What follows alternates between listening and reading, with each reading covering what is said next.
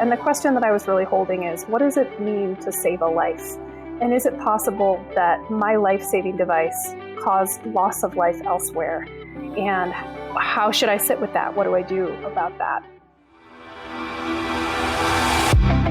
I'm Heather Grish, and this is the Wisdom of the Body podcast. This podcast explores the idea of body intelligence as the real key to learning the knowledge of life, or what we call Ayurveda in the ancient language of Sanskrit. We do that by connecting with today's creative leaders and experts who will help you listen to your body, trust your gut, and live in deeper harmony with nature. Come join me as we unlock the golden door to clear, direct perception and become very deep listeners. You can find the Wisdom of the Body podcast on Apple, Spotify, and Stitcher. You can also follow us by joining my email at heathergrish.com or on Instagram at heathergrish. I know you're going to love this podcast, so take a second right now to subscribe. The remarkable guest you'll hear from in this episode sparked a sense of wanting to know what really goes into the objects in my life. She lives with a life-saving device in her body, and she's learned more than she probably ever thought she would about this device, where it comes from, what materials are in it, how it's programmed, what its flaws and vulnerabilities are, and what would happen to it when it's done being used. Sort of like how the farm-to-table movement is about knowing where your food comes from and what goes into it. Everything in our lives has a story.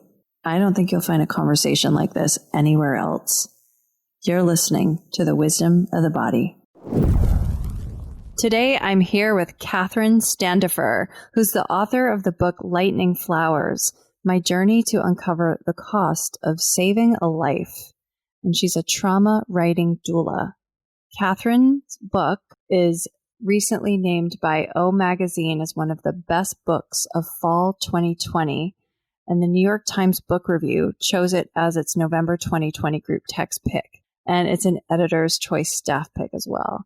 This fall, it received a starred Kirkus review and was featured in People magazine and on NPR's Fresh Air. Standefer's other writing has won the Iowa Review Award in Nonfiction and appeared in the Best American Essays 2016.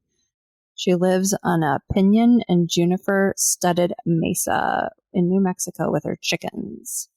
Katherine, thank you so much for joining us today. Thank you so much for having me. Your book is incredible. Your story is incredible. You're about to become very famous, I think. I will take it.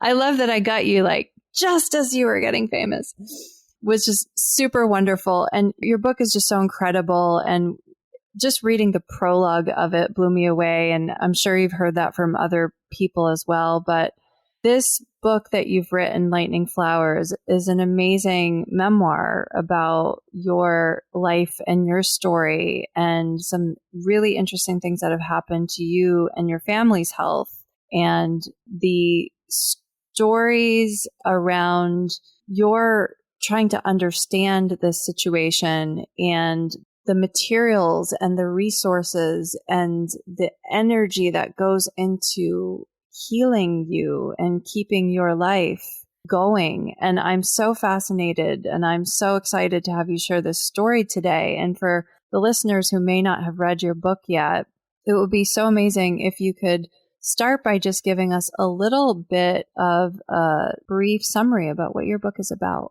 Absolutely. So Lightning Flowers tells the story of my troubled relationship to my own implanted cardiac defibrillator, which is a device that is implanted in people's bodies with the hope of saving their lives. For me, the story has been somewhat more complicated than that.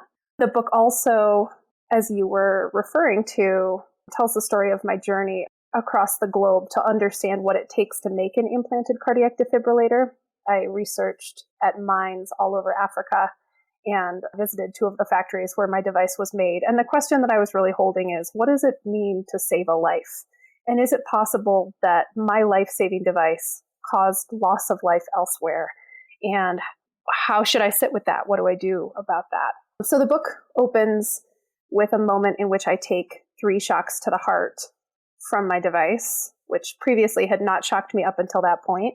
And I learn eventually that those shocks were accidental, but it's the moment that begins this long inquiry into what exactly this thing in my body really is. But then the narrative jumps backward and offers readers a little bit of a catch up in terms of how I came to be in that moment. So when I was 24, I passed out in a parking lot in Jackson, Wyoming. And as soon as I woke up, I knew that it was probably the cardiac condition that my younger sister had already been diagnosed with a couple years previously.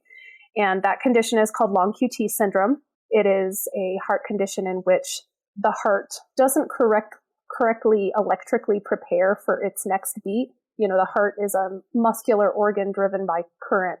And so every time it beats, it has to prepare for the next beat. And when it takes too long to electrically prepare, the heart can begin quivering instead of pumping blood. So blood doesn't get to where it needs to, and people can pass out. If they're lucky, their heart settles back into a normal rhythm and they get blood to the essential organs again. But if they're not lucky, they can die of sudden cardiac death. So that is sort of the warning shot that opens this book. Being 24, being uninsured, trying to figure out how to get this device. And the story that I tell from there is, you know, over the course of, 8 years, readers learn about what it took to get an implanted cardiac defibrillator in my body and then what it's actually like to live with it. Your life, your story has so many elements of things I'm interested in, fascinated by, you know, just the fact that this happened to you, that the level of connection that you wanted to have with this device in your chest and understanding of where the materials are coming from and what went into bringing them to you and continue bringing them to you. And then also the fact that you went through this process while you were uninsured and such a challenging problem in the US, just healthcare in general, making sure everybody has access and things like that. And you experienced firsthand what it was like to not have access to the health insurance system, the health insurance based system, we shall say, when you were going through this. So there's so many different layers to it. And it sounds like before, and it wasn't a surprise to you when this actually happened to you, because it sounded like it was something that your sister had already been through. That's right. I passed out in June of 2009, and my younger sister had started going into cardiac arrest when she was a freshman in college in 2007. And so she had several instances of what we now know were cardiac arrest before doctors were able to figure out why it was happening. And she had her first implanted cardiac defibrillator placed in December. She then had to have another one placed in May because the wire in her heart moved and it began shocking her. The device began shocking her erratically. And so she had already been through 2 different heart surgeries and several accidental shocks by the time I passed out in a parking lot.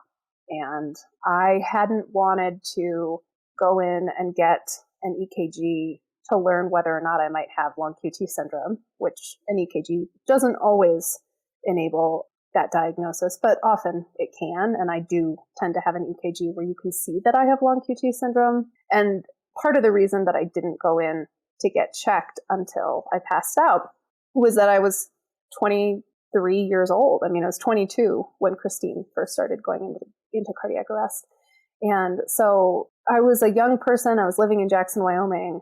I was trying to build a writing career, and I was using outdoor education as the way that I paid my bills. And that meant that I couldn't have a heart condition without giving up many elements of my life. And there was something in me that knew that if anyone in the family had it, it was probably me. But I beat a wide path around going in for that, particularly because I was not insured. And so it didn't seem like an easy or financially accessible thing to do.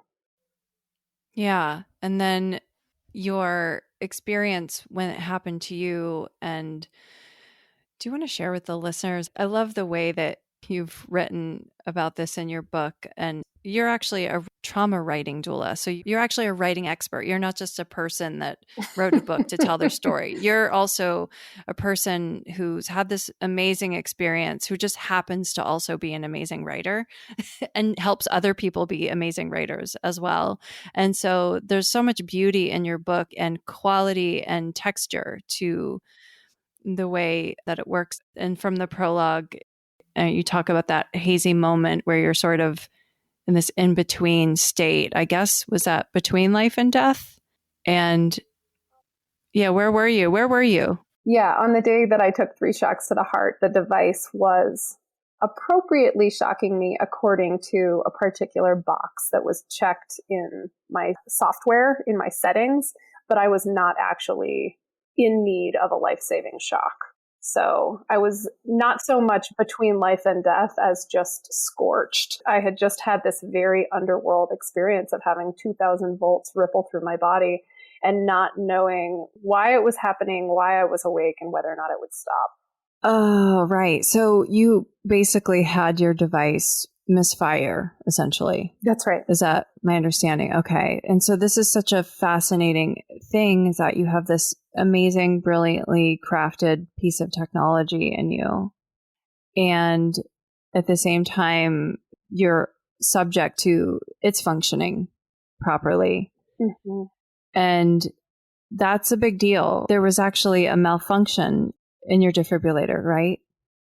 So what's interesting about it is that it wasn't a malfunction in a medical sense. Somewhere in my settings, the person who programmed my device had checked a box that said, if any conditions are met. And one of the conditions was that I should be shocked if my heart rate was above 170 for 3 minutes or more. Now, my device, this is advanced medical technology. It's microelectronics similar to what we have in our phones. So the device is actually watching my heartbeat all the time and knows theoretically whether or not I'm having an arrhythmia. So the device actually knew I was having an arrhythmia, that I wasn't having an arrhythmia, and did not need to be shocked. But the box that was checked in my settings said, oh, her heart has been above 170 beats per minute for 3 minutes or more, so she must need a shock. And I was playing intramural soccer. There was a very natural reason for my heart rate to be high, and the device could tell that it was a normal heart rate. It wasn't an arrhythmia. So what's wild is that we can say that it misfired, but it actually fired appropriately according to my settings. And one of the main conclusions of this book is that a life-saving technology is not life-saving just based on the way the device has been engineered and the way that it has been put in someone's body. It's also a tool, and we can use tools in a lot of different ways. And my experience with both healthcare policy, so access to insurance systems and care that help maintain the device and that allow for me to deal with problems that might come up in a reasonable manner, as well as the minutia of the healthcare that I receive, how medical practitioners respond to me. Those factors, for me, are part of what has made the defibrillator not a life-saving technology. It is something that can save a life. It is brilliantly engineered, and it has saved my sister's life. It has saved the lives of many people that I've interviewed. And yet, I think in this country, we have a real romance with medical technology as a final solution, and we forget to look at the context that that medical technology is operating in. And I have really experienced my own ICD as a form of violence. The shocks that I took that were related to this error in my settings or this poor judgment that someone had made at some point. When I went into the hospital to actually have that checked out, I was treated as though this were a normal experience to have. The tech sort of chuckled and said, well, those would be normal settings for a 55 or 60-year-old, and sort of sent me on my way and never said, I'm so sorry you had that experience. It's terrifying. You know, I've seen other patients go through this, and it's really the dark side of the device. And, you know, we're so sorry. Let's get this straightened out, right? There wasn't this kind of human meeting me in that experience. I was supposed to just absorb that as normal. And I can tell you that in the months afterward, I walked around worried I was going to be shocked all the time. It's like expecting lightning from a clear sky. It was terrifying. And it's really why I started thinking, like, what is this thing inside me that I have been told is life-saving, but actually feels like it might kill me? I could smell my own burned tissues lying there on the soccer field. And one of the things that readers will have read by the time they reach the chapter in which I really talk further about my shocks beyond the prologue is how when I passed out in the parking lot in June of 2009 in Jackson, Wyoming, and was uninsured, I had to really fight to get that device. And I thought I was going to die every day because of my arrhythmia. And I also was on a new medication that was supposed to cut the risk of death, but it also created low blood pressure to such extent that I felt dizzy all the time, every time I moved around. And so I was never sure if I was experiencing something related to my heart and was about to die, or whether it was just the medication. And so I lived in this heightened state of terror, really trying to figure out, how do I get heart surgery in a system that excludes people with pre-existing conditions? And the answer for me was that I ended up quitting my life in Wyoming and really relying on my own family's privilege to move to Boulder, Colorado, which is where my sister was. And her surgeon said he would donate his fee. And Colorado had better social programs than Wyoming, where I lived. And so I moved to Colorado, and I did finally get this device that I thought would save my life. But 6 months after that, I ended up going septic. So I had a bacterial blood infection that was shutting down some of my organs and filling my body with clots. And by the time we understood what it was, I was very sick and hallucinating.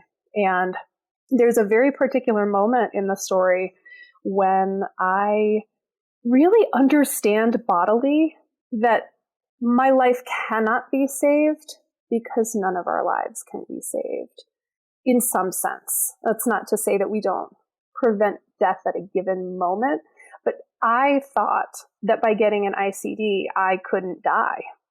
And suddenly here I was, 24 years old, rotting alive for no particular reason, to have bacteria moving around your body like that, shutting down your organs or filling them with pus is really bizarre and unnerving. And it was like, I was an otherwise healthy person before this arrhythmia. How is this happening to me? And what is it that makes it not happen? All of those days where my body was silent and just functioning, like, wow, I didn't understand that death could be here all the time at any moment, and that you can prevent it one way only for it to sort of pop through another way. And I really changed in those moments, those nights that I was alone in a hospital room recovering from sepsis, because I assumed I would die young.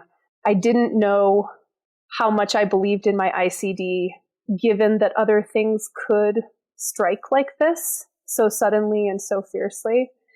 And so by the time I got shocked to the heart by my device that was supposed to save my life, now was causing me harm, I just was really leery about this whole question of what it even means to save a life and what it means to live with death in sight. And that becomes, I gave my elevator speech a few minutes ago in terms of what the plot of this book is and what questions it's digging into. But I think at its core, the book is really about how we live with death in sight and what it means to have a life.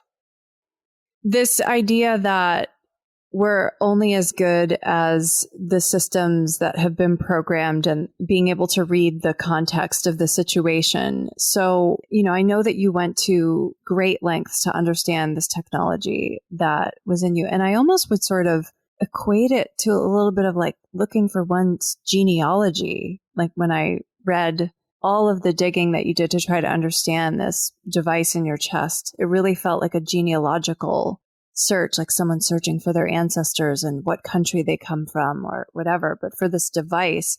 And I'm sure it brought up a lot of stuff that I know you wrote about in the book about how people are treated around the business of that, but also this other theme of our reliance on technology and as a human group these days. What are some of the, takeaways that you've had so far from this experience about how we rely on technology? One of the things I lived my way into, one of the understandings I came to have is, of course, that there's no black and white here. When I was septic, my life was saved by IV antibiotics and a battery of scans that tried to determine, for instance, whether the bacteria had made it to the wire in my heart, which if they had, we would have had to remove my whole implantation at that point because bacteria can use objects in the body as a fort and hide out. And so I understand the value of medical technology in many senses. And I also have come to really understand the way that culture and technology interact in this realm, because we live in a culture that is really afraid of death. That's really, I would say, death avoidant, actually, more than acutely afraid. We don't see death's inevitability within our cultural rituals or the stories we tell about things. And technology is sort of a symptom of this, in that we expect that everything will have a fix. I find myself thinking of climate change in this regard. There's sort of the group of people that assume that we will be able to engineer our way out of certain things that I'm not entirely convinced we can. And so there's a sort of bravado that is present in the cardiologist who wants to save lives and has sort of this grand tool to do it with. And the fact that sometimes there are subtler ways to be with the question of death that I think are deeply human and that other cultures have held space for in a slightly better way. When you mentioned the genealogy of the device, I found myself thinking about how the original name of this book was Mountains in My Body. And after I took shocks to the heart in 2012 and was really mad at the device in me and saw it as almost predatory, I found myself thinking about an old mentor who had once said to me in relation to my cell phone, it's not its fault. It's just matter. It's just made of mountains. And there's a kind of black and white thinking around like what's natural and what's unnatural that I think is also part of this inability to sort of see the way that death and life feed one another, that death is not just something to be prevented at all costs, that there are forms of death present in our culture that come from this sort of single-minded dedication to saving lives at any cost, that things are just a lot more complicated. And so when I had taken those shocks, I ended up thinking of my defibrillator as mountains in my body and really feeling a tenderness rather than that more predatory sense of like, this thing is in me. And yes, I don't control it. And that's deeply disturbing. And it might save my life and it also might cause me harm. But the actual object is made of sacred mineral. And this idea of where the minerals come from and understanding the stories that are in my body and the stories of other people and places that I'm connected to, there's something really beautiful and intimate about that I think we don't often attach to our technological relationships. And at the same time, there was a lot of complicity in that. And that's part of what this book and this journey became as well. Rumi said, there are hundreds of ways to kneel and kiss the ground, and maybe you've been trying all of them. You want to feel strong and grounded, and at the same time, you want that creative energy to flow freely through you, but something seems to be preventing it, and you're sick of the struggle. Maybe you found a little taste of the surrender that you're looking for while doing yoga, or meditating, or on a retreat somewhere, but how's it possible to find in real life? If you're ready to tap into the wisdom of the body and you want to build the feeling of community, I have a group for you, Body Church. Well, it's not really a church. It's a self-care membership program focused on your body, all of it. It's a gathering, a circle of the support you have been craving for you to dive into the intelligent functioning and poetry of your body more deeply than you've ever been able to before. If you want to be part of this very unique group program, head over to my website at heathergrish.com and see if we have a spot for you to try it out. That's heathergrych.com. We're starting to enroll people right now. I'm so glad you brought this up. And there's obviously movements in food for people to understand, the farm to table movement. You have the mind to device movement that in some way, it's a understanding. And I come from a couple different angles of the healthcare system, having been a person who worked, as head of product development for a health insurance company. And then I was a consultant in that industry and was involved in, implementing Obamacare, to then becoming an alternative, quote unquote, alternative or holistic healer of some sort, right? So I have a couple different perspectives that I come from on this, but we certainly don't seem to have a very good understanding of our relationship with the systems that care for us and the way that we demand that they do and expect that they do.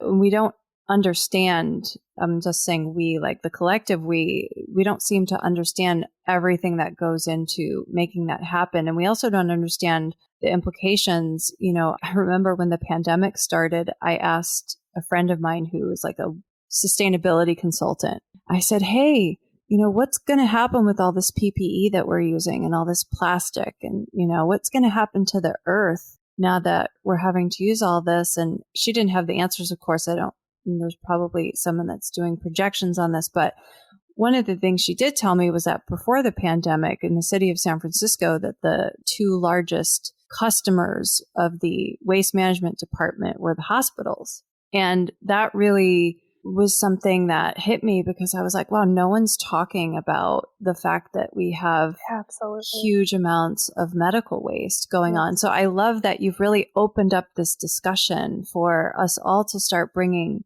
more awareness to what's going on in the system. Yeah. Anything else you'd like to share on that? Yeah, absolutely. I think that's such an important point. And yeah, I think sometimes when we talk about the origin of products, there's a tendency for people to get very shut down because they can feel how big these questions are and how, as I say in the prologue, nothing that can save us comes without cost. There will be no magic bullet that doesn't have some kind of unanticipated consequence. And at the same time, I think what my research offers me is a really rich understanding of just what it does take to make objects, which for me leads to the natural conclusion that we need to treat these objects more carefully, that a defibrillator is earth. I think at one point in the book refer to it as rock tortured into purity. And to take that rock has enormous consequences, really no matter what mineral it is. The processes are different for all these different resources. And yet, whether you are unleashing radioactivity or unleashing elements of the rock that normally are stable and are no longer stable, or you're using organic solvents to purify the metal, it's just an extraordinarily toxic process to access minerals and metals that we use in our industrial world all the time. And instead of getting shut down about the idea that that is true and that we have some kind of obligation to think about that, viewing the products that enter our lives as sacred and actually having some awareness of what it means to call an object into your life, to have an object perform a service for you, and requiring that as a culture, we think about what the full life cycle of that object is. In the field of disruptive design, there's a common statement that a way is a place, and that we tend to think that the life of an object ends at landfill. And those landfills are just sort of miraculously away. But I think all of us living in this industrial society know that the plastic is cluttering the oceans, and that when we send our recycling to China and then it gets burned instead, or China turns our loads of recycling back to us, that there is a real resource problem there. And we have a lack of accountability within our particular brand of capitalism for what other stories might be possible for those objects. In the medical world, there are a lot of objects that used to be re-sterilized within hospitals that now are disposable. And so what are some of the places that something like plastic is so essential? And what are some of the places that it actually doesn't have to be? And we can go back to glass, and we can be a little more careful, and we can, use the same resource repeatedly.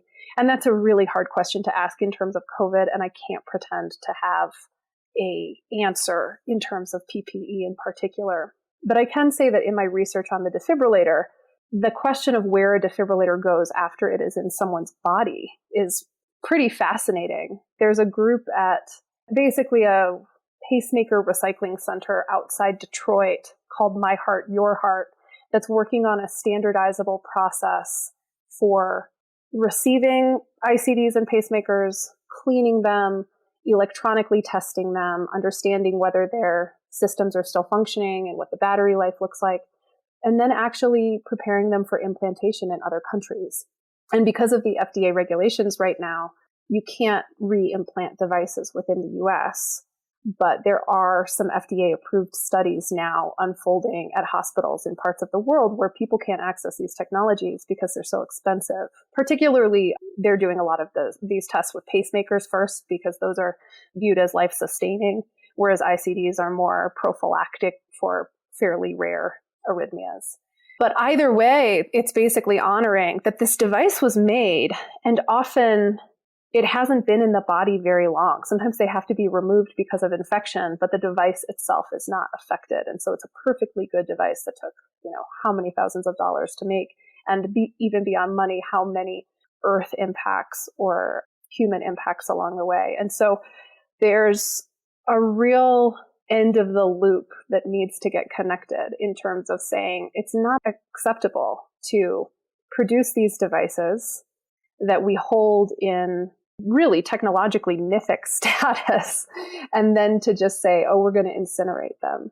And all of that work of the planet goes up in a literal smoke. And so I think there's a way that honoring the origins of things is a part of slowing down what happens to them at the end of their lives, and actually really building in from the beginning that question of what is the end of their lives. Can this device be easily taken apart so that the component pieces can be recycled? In terms of a defibrillator, that might be microelectronics. Or does this device, once this device is built, should we just try to make sure it gets to do its work that it's built for a certain amount of time? And these are big questions that are ahead of us, and I hope that Lightning Flowers helps hold the space for that question a little bit better, because I don't think we're attending to these concerns quite like we might be. I think you're right. And I think also it goes back to something that you said earlier about how your experience, having gone through what you've gone through, and your observations about humanity and our culture, and specifically that we don't have a very close relationship with death. And that's obviously changing right now because we're in the middle of a pandemic. And it's interesting, very coincidentally, the episode right before your episode, I did an interview with Lisa Smart, who wrote a book about how language changes for people right before they die. And it's super fascinating. It's called Words at the Threshold. And yeah, it's really amazing. And I realized in covering this topic with her, which I felt was intriguing and it scared me, was just how scared I was to talk about death. And, I'm not saying that we're scared to talk about what happens, when we're done with the plastic cup, or we're done with the iPhone, or we're done with the, pacemaker. I'm not saying we're scared to talk about it, but we certainly don't. I think you've really picked up on this and pointed this out for us, is that we don't really like to look at the end of things very much. No, we don't. No, we don't. And it scares me to even think about death. So, just the fact that you're even bringing this up is just amazing for us all to be able to contemplate, like just to be even aware of, wow, I'm really scared of that. Mm-hmm. Yeah, I think one of the interesting things about my story, so the piece we haven't talked about yet, is that in 2016, my defibrillator vibrated to let me know that it was about to run out of battery. And by then I had done so much supply chain research, and I was surprised to realize I was going to replace the device. I hadn't been sure whether or not I would. And this is one aspect of a relationship to death, right? It's like, would I rather take the risk of going forward with this technology, or would I rather face the risk of just living with this arrhythmia? Understanding, as I did by then, that nothing is guaranteed in any direction, that nothing was going to be a fix exactly. But I did feel in my gut that I should get another device. And so I made the appointments, which is a whole other story, Affordable Care Act, insurance shenanigans. But I made the appointments, and in that procedure, they learned that the wire that connected my device to my heart had cracked at some point. And it had been testing normally, probably because the scar tissue held the wire in place. But once they were removing the device to plug in the new one, that scar tissue shifted and the wire no longer functioned. And the test that they did caused the defibrillator to fire upon itself. So I woke up and had what they thought might be a non-functional defibrillator from that aborted shock and a broken wire. And I was supposed to go work a job on the African continent that summer, about a month after that point, which is crazy to think about now. And I decided that I wasn't comfortable going to the African continent to work this job without a defibrillator in my chest, and that if they were going to implant a new functioning defibrillator, they should try to take out the wire that was stuck in my heart. These lead wires are threaded down someone's veins, and they have a little corkscrew on their end, and they're screwed into the heart so that they stay in place. And over time, scar tissue holds them. And that causes it to be hard sometimes to remove wires that have been in for a while. And I understood if I didn't take it out then, it was only going to get harder to take out. So ultimately, I decided to do that procedure, but I knew I could wake up with my sternum cut open, that if they were trying to remove that wire and pulling on it, it could rip the thinnest part of my heart. And also the tools they were using to go up and down my veins could nick my veins open. So when I woke up from that procedure, I learned that as they tried to remove the broken wire, it actually had snapped off. And the surgeon then he used a femoral incision to attempt to come up from below and pull on it again. And it not only didn't loosen, but in his tugging, we would learn a year later when I had a better x-ray, in his tugging, the polyurethane sleeve that holds the wire together had been tugged upward. And so over the next year, the wire in my heart spidered into a nest. So I have a fractured lead stuck in my heart. It is snapped off. It just sort of like, waves in the blood of my body. It's hanging out in my vena cava and in my right ventricle. And I have this nest of wire that could cause scar tissue buildup in my heart, certainly would be very problematic with something like COVID if I were to become septic again. So my relationship to death really deepened in this, at first, horrifying way, because I just understood. I think I had understood at some level before that there was nothing I could do to stop death, but now I understood any fix can turn into something even worse than what you just had. And living with this shard of wire in my heart has felt a little bit like being Iron Man. It is obviously the place that so much of my best work, my most profound understandings come from. And it also is this profound vulnerability that I carry around with me. And I have to remind myself that everyone carries that profound vulnerability around with them, that it's not just a wire in the heart. It is our walk to school. It is driving to the store. There are horrible things that happen all the time in very mundane situations. And then there can be a pandemic in which suddenly everybody together has to understand the danger that lives at the post office, the danger that lives at grandma's house. And there's a real initiation that happens when you are inhabiting death on that daily basis. And I think we're watching the culture really spasm as we collectively go through this initiation, because there's a whole group of people that are like, it's just not true. I won't even look. And then there are people who are like, oh my God, it's true. And I'm a mess. And both of these are, I think probably normal responses at some phase of the initiation. But ultimately, we are being called into together inhabiting this simultaneous understanding of the beauty and preciousness of things, given that we live with death every day and these things are possible all the time. And that somehow we have to hold that underworld side of the truth without being terrorized with it. And I think at the very end of the book, my writing challenges had to do with like, how do you write about living in the face of death and the feeling of having a lion in your living room? And like, you can't just ignore it. You have to have some kind of response to it. And that is, I think, a spiritual journey that not enough of us have traveled so that we can sort of be elders to each other. You know, I think a lot of other cultures have ways that they teach these things, or people who hold these spaces a little bit more intentionally. And I really want to know what our culture looks like coming out of years of collectively living with death in sight and large groups of people experiencing illness as young people, much in the way that I did. You know, I just was reading about a 19-year-old who almost died of sepsis related to COVID.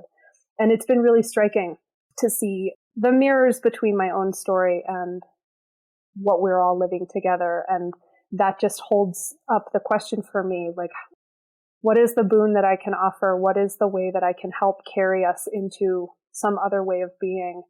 That death is not any lighter or sweeter than we think it is. It is exactly as horrible as we think. And it is the seat, it is the root of all fertility and fecundity. Every fall, the leaves fall off the trees. Every winter, they begin to rot, and green things come from that place. And I really think that we can live our way as a culture into something that is a little bit more, not only deep, but nourishing, and just less avoidant and resistant and contorted around ignoring death and, as you said, the end of things. You mentioned the word sacred a few times earlier, and that is something I feel very strongly about being a need for in our culture. It seems like it's just going to happen now anyway, that we do need, I always think it's interesting how in cultures before medical technology was so highly developed, the oldest people were the wise ones that were left. The ones that lived the longest were the wise ones, because somehow they were a technology. Yes, exactly. But now they were repositories of information, right? Yes. And now that we have such strong technology, we have so many people living really long lives, and we've lost this connection with the bigger questions of life. And the churches used to play a role in that, and the religions used to play a role in that. And they've all, as we know, been declining over the last few decades. And there is a gaping hole in society. And so one of the ways that I know you're contributing in this area, as a trauma writing doula, there's an amazing opportunity to be able to hold that space for people. And, the name of your book, for the listeners who may not, I didn't know what a lightning flower was before I read your book. She writes in her book that they're the marks left on the heads and necks of lightning strike victims. And that in some way, what you have inside you is a form of that lightning flower from your wound. And it's this beautiful poetic way of being able to talk about life that I think is missing. And I don't know, is there room for that in systems? Is there room for that in technology? Is there, except for the zeros and ones, is there room for this kind of beauty? And I'm sure you're helping people find this every day in your work. Katherine, in this journey that you've been on, what are some of the gems that you've learned about your body, whether it's something that happened before the device was implanted, or something that happened after the device was implanted? Because you've done so much self-study on this. You've done not only the study of your body and what you're experiencing, and the study of what's gone into the materials that are assisting your body, and the study of what happens when things become complicated from these objects in your body. What are some of these realizations and observations and learnings that you've had that you could share with the audience from this experience? So one of the things that's striking looking back is that I always understood that I never wanted the implanted cardiac defibrillator. The book ends up being about my troubled relationship to it and the way that ICDs do save lives, but they haven't saved mine, and they've certainly adversely affected my life in a very profound way, to the extent that I'm more afraid of the technology than I am of living with my arrhythmia. And it is essentially the conclusion of the book that I want to no longer have an implanted cardiac defibrillator. And to know that I always knew that, it's really wild at the vantage point at which I sit now, because I understand that as a 24-year-old who had just passed out in a parking lot and whose sister's life had been saved by her device, I, of course, thought I should distrust my deep desire to not have an ICD implanted. And I talk in the book about how I just didn't, there was some resistance I had to becoming a technological being, to having something inside me that I would need an advanced healthcare system to service at the same time that healthcare policies did not create a place for me or a way for me to service it regularly. So I worried about being stranded with technology inside me, as I am now and have been on and off throughout the last few years. And the journey that I lived in the process of getting to this point was having a lot of moments, often in hospital settings or other deeply traumatic settings, like taking the shocks to the heart, where I had to hear a voice inside me come forward that was very clear, and I had to learn to listen to it. And I had to learn to listen to it sometimes in situations where the voices on top of that voice were very loud, and there were lots of reasons to not listen to it. When I was septic, there was a particular treatment that doctors tried to offer me that just right away, something in my body was like, no, like that's unnecessary. They haven't talked to you about it, and they'd already given me the first dose. They are just trying to cover their butts in terms of not getting sued in case things don't go right. I mean, there was just a very clear moment where I was like, no. And I didn't feel like my autonomy was being respected in the hospital setting. And I had to speak. And in speaking, really came to understand part of like what it means for me to have a life and what it means for me to listen to this voice inside me. I also, in other moments in the narrative in hospitals, have to tell nurses not to give me certain drugs or advocate for my care in certain ways. And I had been trained, like most of us are, to not trust my own inclinations, to be polite rather than making sure someone knows my drug contraindications, for instance. And this experience really, I don't want to say cured me of that because I'm human, but I'm reflecting on how I sit here in a place that is solidly in alignment with myself. I am solidly embodied. And part of it was that anything that I, in the living of the story, didn't completely come to be on my own team about, I guess is one way to put it. In the writing process, when I had to understand all these events and write them as play-by-plays and sort of re-embody them and let the traumatic material move through my body, which was incredibly slow and incredibly painful, I really emerged with this deep sense of tenderness toward my physical parts. I learned to hold myself. I really emerged with an understanding that that voice is actually the most important one. And that the systems we live in have a lot to offer us. And sometimes the things they offer won't be right for us, or it won't be the right moment for them. And that there is something in us that can know those things. I wanted to just leave, shortly before we close, I wanted to leave the audience with a quote from the beginning of your book, even though we're sort of toward the end of our interview. In the beginning of the book, she is writing about this moment where she had been, I think it was when you'd been zapped, I guess is crude way of saying it, where you said these thoughts went through your head. If the defibrillator just saved my life, if a defibrillator is just metal, if metal is mined earth, if children sometimes work in mines, if mines collapse, if warlords profit, if women are raped, if mountains are dismantled and made toxic, if mined earth just saved my life, was it worth it? And then she says, what can save us, I learned, never comes without a cost. What a beautiful book you've written. And I'm so excited to introduce this book to anybody who has not heard of it yet. It's going to be a very big book, I think. So, Katherine, thank you so much for being here with us today.